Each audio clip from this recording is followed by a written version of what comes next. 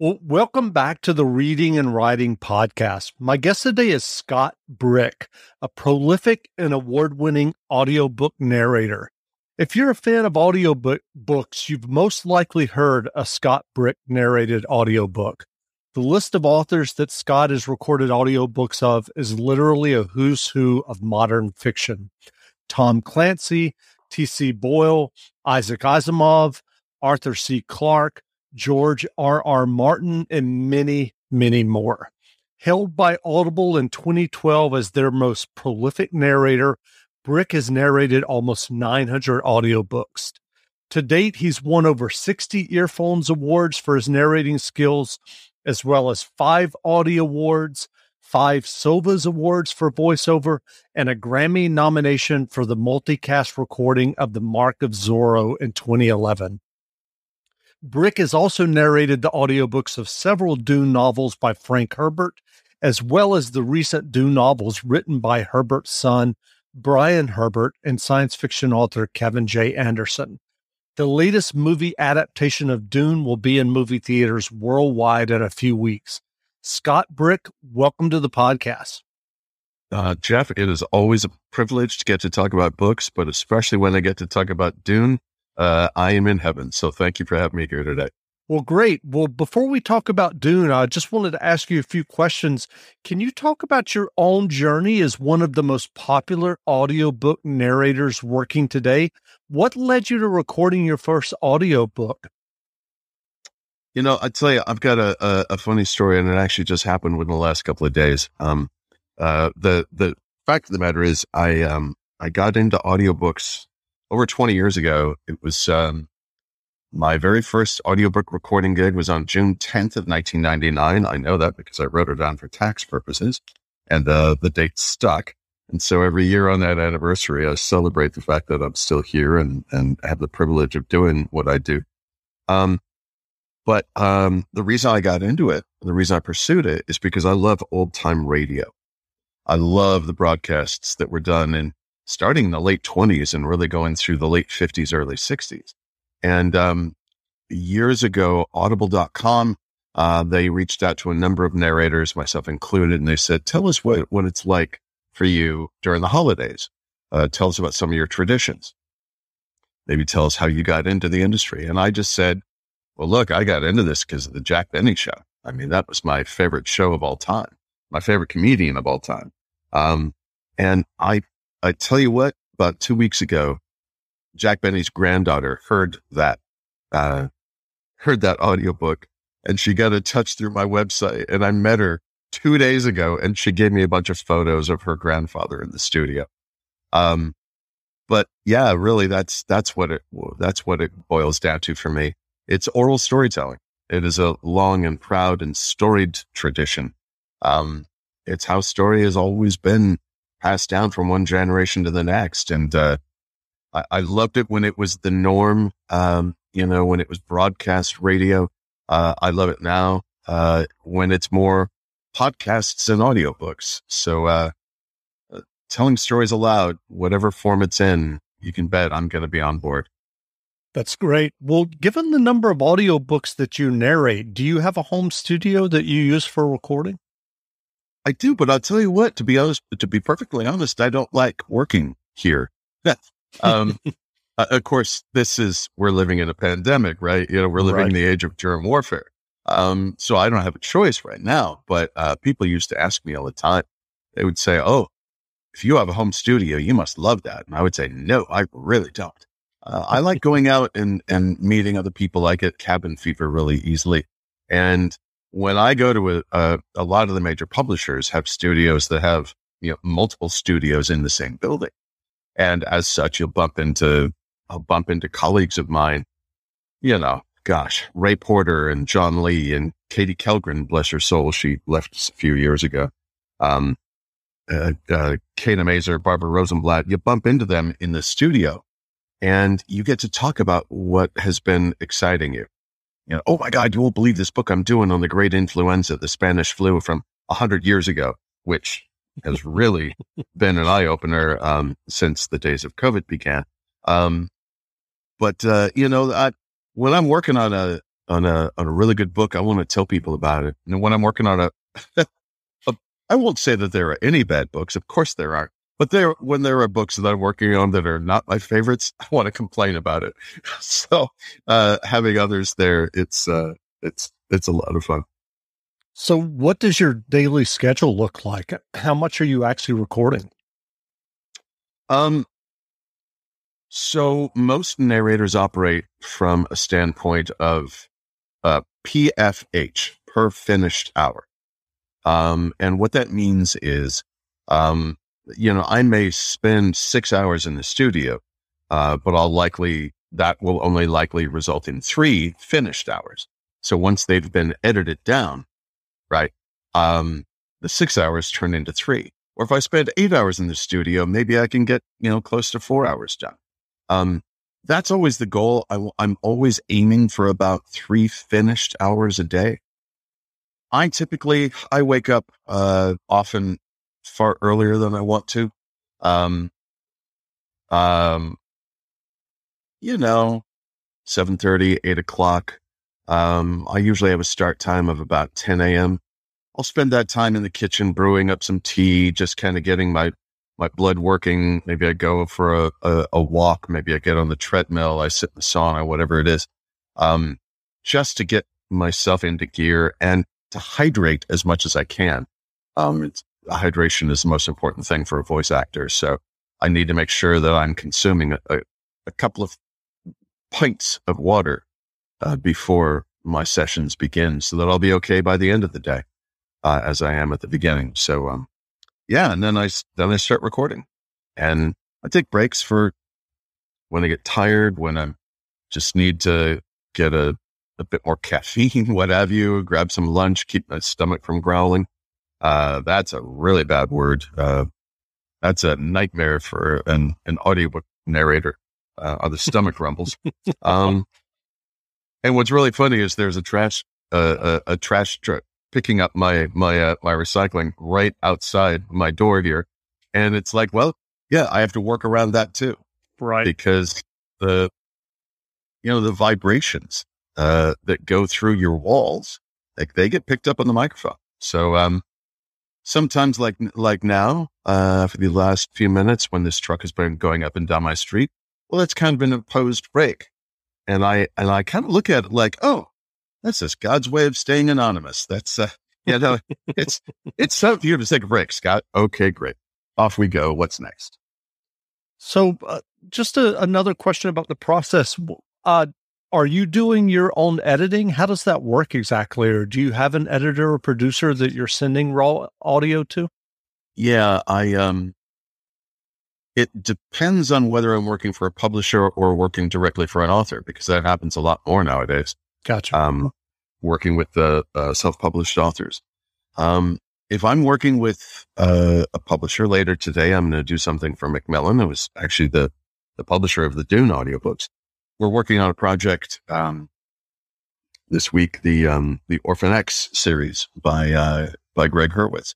And what I will do is I start a session file in my booth, and they log on from back east in New York. I live in Los Angeles. They live in New York. So they put in later workday than me. There are programs that you could use, like, sometimes you're just doing Zoom, and I will essentially, in Zoom, you can share your screen with somebody, but you can also allow them to run your desktop for you. And so I just hand over control, say, okay, off you go, do whatever you need to do. And then at the end of the day, I send them the audio and they handle all the editing. Well, when I'm working directly for an author, I'm doing a lot of that work myself, but I basically hit roll. I hit the button that starts the microphone rolling, and then I don't touch it for a couple of hours, and I send off the audio to an editor that I hire. What I do then, though, is I do something different. I have a tally clicker. Those little handheld metal things. You see people, counting as you going through turnstiles. Okay, click, click, click, click, click, click, click, click, click. They can keep track of the gate numbers. Sure. I use that because the click sound makes a spike in the recording software. And so I do that to alert the editor to know when I've made a mistake, so that he or she can then more easily go in and clean it up. Wow, that's interesting. Well, let's talk about Dune. The latest movie adaptation of Dune will be in theaters in a few weeks. So far, early reviews are just stellar. I'm curious, given your work on so many Dune audiobooks, why do you think Dune is so popular? I've thought a lot about that over these last 20 years. 20 years since I've been working on this series now. I think what's so popular, what makes people keep returning to it again and again, and you have to realize that nobody would publish this book. Back in it's changed publishers a few times since then, but the very first person was Chilton, who, if anybody remembers, they for many years did automotive manuals. They didn't do fiction, but the publisher at Chilton was at the time the first person to say, yeah, I have faith in this. And then, of course, the major publisher stepped in. They had been looking at it too, but it's just Chilton beat them to the punch. So anyway, they wound up buying it away from Chilton, and I think the reason that it clicked with people is that Frank understood that some things never change, right? Frank was on the forefront of life as an environmentalist. He wrote a book in the 1950s, Dragon in the Deep, about an oil shortage. This was 1956. There was no oil shortage on the horizon. Well, fast forward 15 years, and OPEC gets involved, and suddenly there's a crisis, and we're rationing here in the United States, rationing gasoline. Frank saw that coming, and he knew that the environment needed to be protected. And so he came up with this idea that, what happens when a planet turns entirely to land, to sand, to desert sand, and there are no oceans anywhere? I think people appreciate the fact that he was so forward thinking about that. But primarily, I think what they appreciate is that he understood, again, some things never change. He envisioned this world where, thousands of years in the future, instead of having a planet with a lot of different countries, instead you had an imperium, as they call it, in Dune, or the Galactic Empire, essentially. And each of those planets has been colonized by a different group from Earth. Right? So what would happen if today we here in America colonized a planet, and people in Russia colonized a planet, and Europe colonized a planet, and China colonized a planet? And wouldn't our same antagonisms and biases and alliances, wouldn't that transfer into the future among different planets rather than just the countries? That's essentially what he did. The planet that Dune takes place on, the actual name of it is called Arrakis.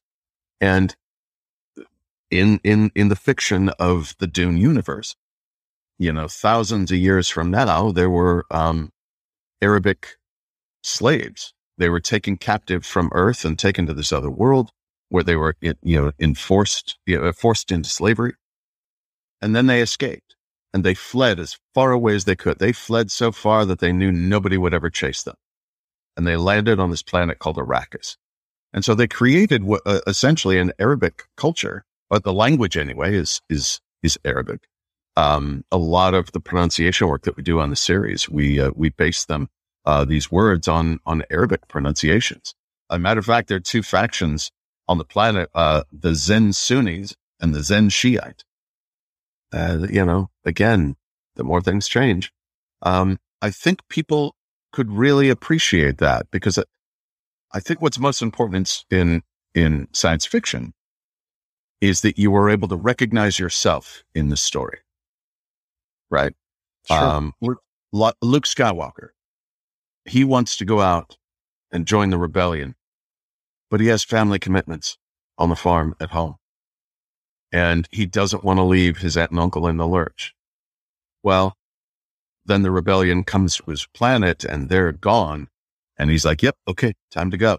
I think a lot of people can recognize themselves. Certainly the era that Star Wars came out, people remembered feeling that way in World War II. The people who were viewing it in 1977 remembered when they felt that way in 1944. Yeah, I want to go help America, fight the Axis powers, but my family needs me. So science fiction may be, populated with space battles and monsters. And certainly in this case, there are sandworms, which are extraordinarily, unendingly fascinating in the Dune universe. They have so much to do with the ecosystem of the planet. Even though there are monsters and aliens and distant planets and space battles, what science fiction at its best is really about, and specifically what Dune is really about, is family. That's great. Look at the one of the greatest stories ever told. Curious, can you give us a crash course in pronouncing words in Dune? What's the correct way to say Atreides? Oh, I'd be happy to do that. And well done, you. You nailed it on the first try. It is Atreides. Paul and Leto Atreides. Where that came from, Frank Herbert based them off of Greek mythology, the House of Atreus, which one of its most famous members in Greek mythology was King Agamemnon. And he thought, wouldn't it be interesting if there was a descendant of the most ancient kings on earth, who were still noblemen in the far-flung future? So yeah, it is the House of Atreides. That's and cool. Before you ask, I know a lot of fans out there are wondering how to pronounce their mortal enemies. It is Harkonnen. Even though the David Lynch version 30 years ago got it so wildly wrong, they said Harkonnen, which blows me away because Frank Herbert was still alive at the time and he was their technical advisor and he told David Lynch how to say it right. And Lynch just didn't care. Or whomever, somebody made the executive decision. And that still trips me up today when I have to say the Harkonnen's name, just because, that was when I first started reading the books and I had heard Harkonnen in my head. I'd still stumble over it, but it is in fact Harkonnen. That's good to know. Well, I'm curious, do you read a novel manuscript before you sit down to do a narration? I do. You really kind of need to, no matter the genre. Sometimes you can get away with not doing it. Let's say if it's a nonfiction story, you can kind of figure out what happens at the end, right? I know how history turned out, but if it is a thriller, if it's a whodunit, specifically, you need to know who done it. You just do. It tells you how to perform it. Sure. There are characters. There's the real killer that the author wants to be a surprise when it's discovered. But then there's the red herring character that the author doesn't want you to think in a million years could be the killer. Well, beg your pardon. Mm-hmm. When I know who the red herring character is, what I do is I make them. Hear that? Is that America cheering or a sausage patty sizzling to perfection? It's time to cheer for Egg McMuffin and fresh cracked eggs at McDonald's. It's time to wake up to the aroma of freshly baked biscuits and treat yourself to a real honest-to-goodness morning meal. Breakfast, it's on at McDonald's. Now enjoy a large iced coffee for just $2. Add a breakfast sandwich to make a meal. Prices and participation may vary. Cannot be combined with any other offer or combo meal. From a performance standpoint, I make them as unpleasant as I can get away with without getting caught. But if I'm then working with the actual killer, I make them as mild as mother's milk, so that when the time comes and they're revealed as the actual killer, you'll have that kind of ending of the Sixth Sense movie where all of a sudden people went, oh no, seriously? That's great. It's much the same thing in what we do. Well, we've talked about Dune, and as I mentioned at the very top of the interview, I listed many of the authors that you have narrated. I'm curious, in the last year, what has been the one or two books that you've worked on that you're most excited about? Well, I'll tell you what. There's three of them. I'll go through them as quickly as I can. Two of them are nonfiction. One of them is the series that I'm working on for Macmillan Audio right now, which is the Orphan X series. I believe it's called Dark Horse. It's book 7 in the Orphan X series by Greg Hurwitz. They are brilliant. They are, every day I get to work on one of those is like a paid vacation. Please don't tell Macmillan Audio that I would do it for free. I prefer it when they actually pay me. But those are as good as any thrillers being written today, as any series. And I'm currently working on that. I'm gonna, when we're done here, I'm going to head back into the booth and do a little bit more. I did 2 other nonfiction books. I did The Making of Casablanca by Algene Harmetz. It's my favorite film of all time, like everybody else in the known universe. And getting to delve into what was really going on, there's that wonderful scene where the Germans are singing Deutschland über alles, and Victor Laszlo gets the French band to play over them and to drown them out by singing La Marseillaise. And there's a chapter in the book about how basically everybody on that set that day was a Jewish immigrant from various European nations. And, the book isn't about Judaism or any other religion, but there were so many people from that background that were working on that movie that when they called cut, one of the actors turned around in surprise because he realized all he heard was sobbing. People got done doing that scene and they sobbed because it meant so much to them. I love knowing stories like that. It means the world to me. The last one I'll mention, I don't want to monopolize your time, but we just did a nonfiction book about Dune, a biography of Frank Herbert, the man who wrote Dune, the man who created this whole franchise. It's called Dreamer of Dune, and it was lovingly written by his son, Brian, about 20 years ago, but it never got done on audio. So I spoke with Macmillan Audio, and I wound up getting the rights to it, and we just got done narrating it, and we're putting it out. Fingers crossed it debuts in time for the film, but if not, it will be available very soon thereafter. And I hope people listen to that one because Frank Herbert and Beverly Herbert, his wife, they both had so much impact on what we're going to see in the movie theater in 10 days or 2 weeks from now, that I really hope people listen, that they enjoy it, that they appreciate the story. That's great. Well, again, we've been speaking with Scott Brick, a prolific and award-winning audiobook narrator.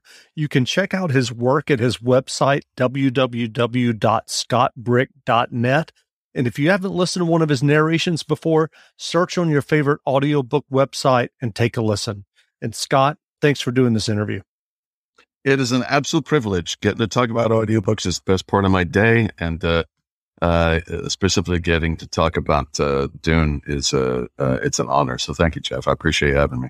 Thanks a lot. And now, to give you a sense of Scott Brick's audiobook narration skills, stay tuned for the first chapter of the brand new Dune audiobook, Dune, the Lady of Caladan, by Brian Herbert and Kevin J. Anderson. And of course, Scott Brick narrating.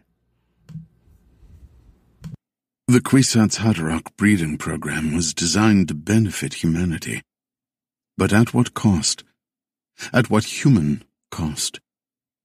Lady Jessica, Private Journals. In her mind and heart, Jessica found herself at the bottom of an abyss. Each moment took her farther from Caladan, Duke Leto, and Paul. After receiving the Bene Gesserit ultimatum and the threat against her family, Jessica had crossed star systems in the Spacing Guild Highliner, ordered back to Wallach 9 like a recalcitrant child. She felt no warm homecoming as she rode a shuttle down from the huge orbiting ship to the sisterhood's dreary, cold homeworld. Would she ever see Caladan again, or Leto, or Paul? She shifted her position on the hard seat of the shuttle. Maybe the answer to that question depended on what Mother Superior Herishka wanted from her. Exceptionally strong side winds buffeted the vessel, which made the pilot change his descent and swoop around, rising higher until the turbulence abated. Other passengers muttered a drone of unease, but Jessica remained silent. She had her own turbulence to deal with. As she looked out the diamond-shaped window port, the roiling clouds mirrored her troubled mind. She resented the iron control that the sisterhood exerted over her. She had been separate from them many years, imagining herself independent on Caladan. But they had cracked the whip. The Bene Gesserit summons had left no room for discussion. Reverend Mother Mohiam had threatened to destroy the Duke and the future of House Atreides if she didn't obey, and the sisterhood certainly had the means to do so. They wanted Jessica for their own purposes, had withdrawn her permanently from Caladan. Never in her life had she felt so dismal, separated from everyone and everything she loved. But she did not intend to meekly comply. The shuttle rocked again in the unsettled air and began to descend again after circumventing the storm, and Jessica saw they were approaching the Mother School complex below. Through a veil of tangled clouds, she made out the ancient buildings and new annexes, the angles of red-tiled roofs, the low underbrush that covered the grounds. The foliage had turned a bright scarlet and orange with autumn colors.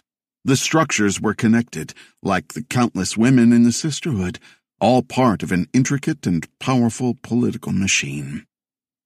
Jessica had been raised here from infancy, parentless, and the sisterhood had raised her, indoctrinated her, and enfolded her life from birth until her inevitable death. The Bene Gesserit owned her. Using some of the very methods taught to her at the Mother School, Jessica concentrated on a breathing exercise that brought clarity and calm. She felt her muscles relax. She had to be at her best and sharpest to face whatever came next. As she centered herself, the turbulence around the shuttle smoothed and the remaining clouds parted over the landing zone on the perimeter of the complex. Still wearing garments from Caladan, Jessica felt out of place, but soon they would make her change into the school's traditional dark garb to remind her that she was still one of them. Always one of them. Wallach 9, with its weak sun and chill climate, had long been a place where young women of the Order either rose to the challenges or failed. Jessica felt an odd nostalgia for the ancient training center, torn by her loyalties to the sisterhood and her family. She had spent so many years here, soft clay for them to shape as they chose, finally assigning her as the bound concubine of a young duke with great potential.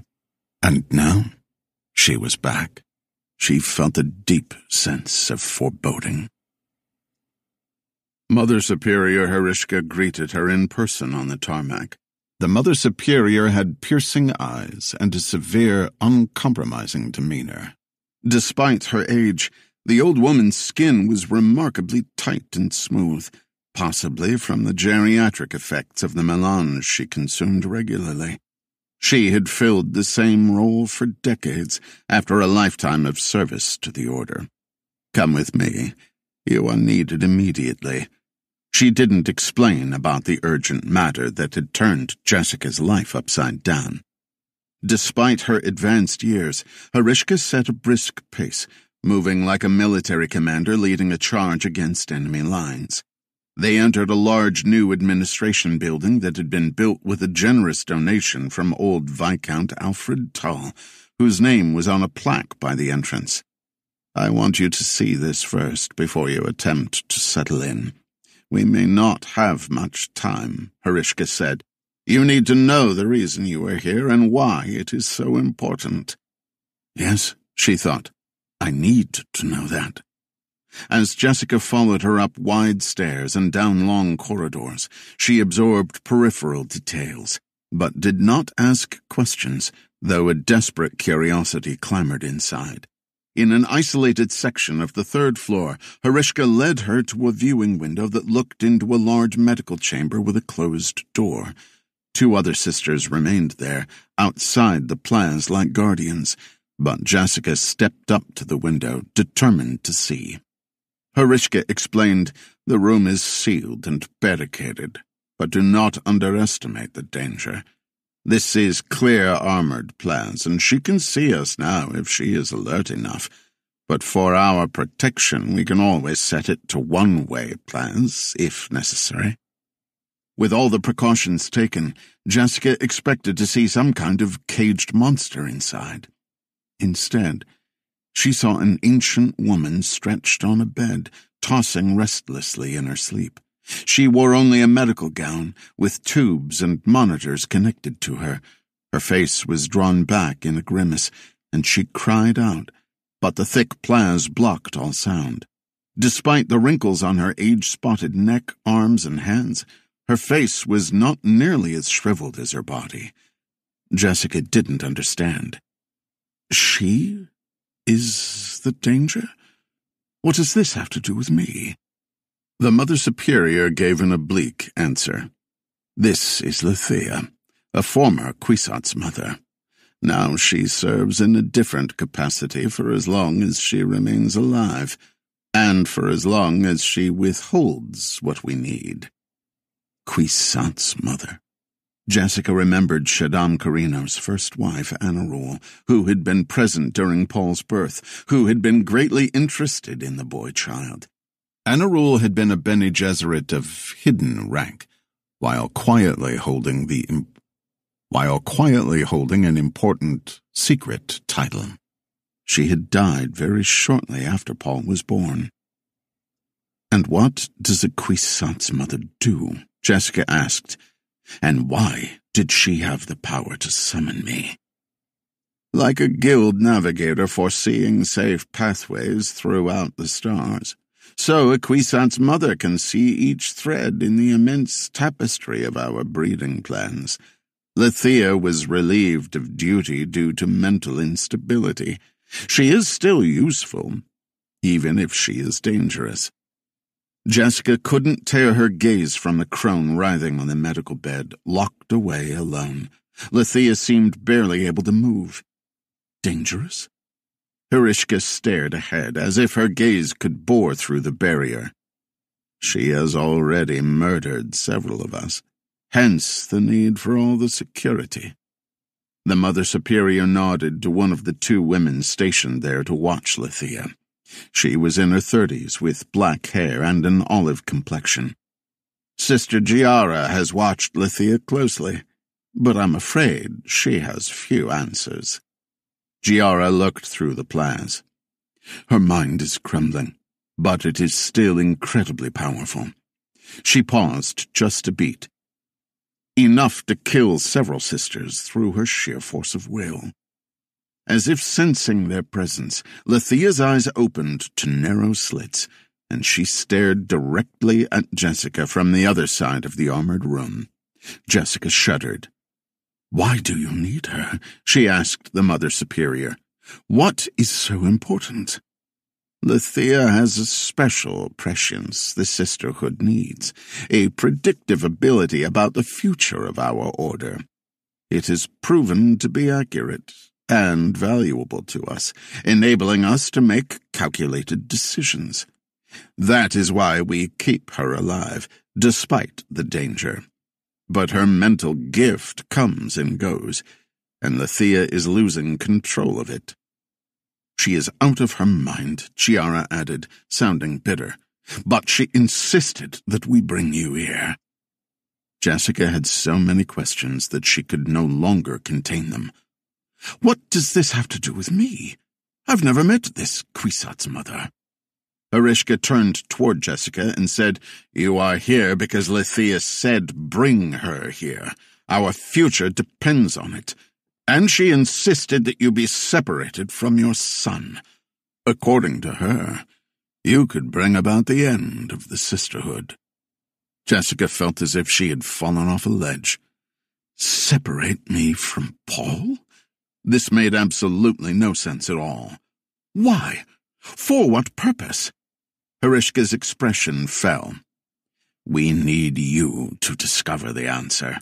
She predicted horror, bloodshed, disaster. That's why we called you here so urgently. Behind the plaza wall, Lethea's gaze held on Jessica, then shifted to glare at Mother Superior Hrishka, Giara, and at the other sister. Finally, the old woman closed her eyes and sagged like a rag onto the medical bed. She's a crafty one, Giara whispered. Look at her. She wants to kill more of us if given the chance. Is she really asleep at last? The other sister asked. Hrishka touched a button on the wall, and with a quiet hiss, the door to the medical room opened. She called for 3 medical sisters, who rushed down the hall. Attend to her now quickly while you can. The trio hurried in, rolling a machine, and hooked it to the old woman, adding tubes and lines, but trying not to disturb her. 2 of the sisters took readings, while the third remained alert, as if ready for an attack. Intravenous feeder, Hrishka explained to Jessica. Lethea refuses to eat on her own. We keep her alive, no matter how much she objects, and we expect you to pry answers from her. The 2 women worked quickly, but as they were unhooking the feeding tube, the patient stirred. Alarmed, the medical sisters abandoned the feeding machine and bolted for the door. Lethea snapped, fully awake, and called out in a strange way, "Stop!" Jessica recognized the irresistible power of voice. Was this how she killed? 2 sisters had made it through the door, but the third, the one who had been guarding them, jerked to a sudden stop. Terrified, she struggled, but could not move, as if snagged by a lasso. Her companions turned and grabbed her, dragging her out into the corridor, then slammed the door behind them. Thrashing on her medical bed, Lethea glowered at the window. We have to send in teams of 3, Hrishka said. She only seems able to control the mind of 1 sister at a time, and this way, the other 2 can stop a victim from killing herself. It's a game to her, said Giara, seeing if she can catch one of us alone. Lethea shot a hostile, terrifying gaze through the window at Jessica, but Jessica refused to turn away, meeting the stare with her own. Is that why Lethea demanded to see me?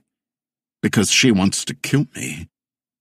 It is possible, the Mother Superior said. Very possible.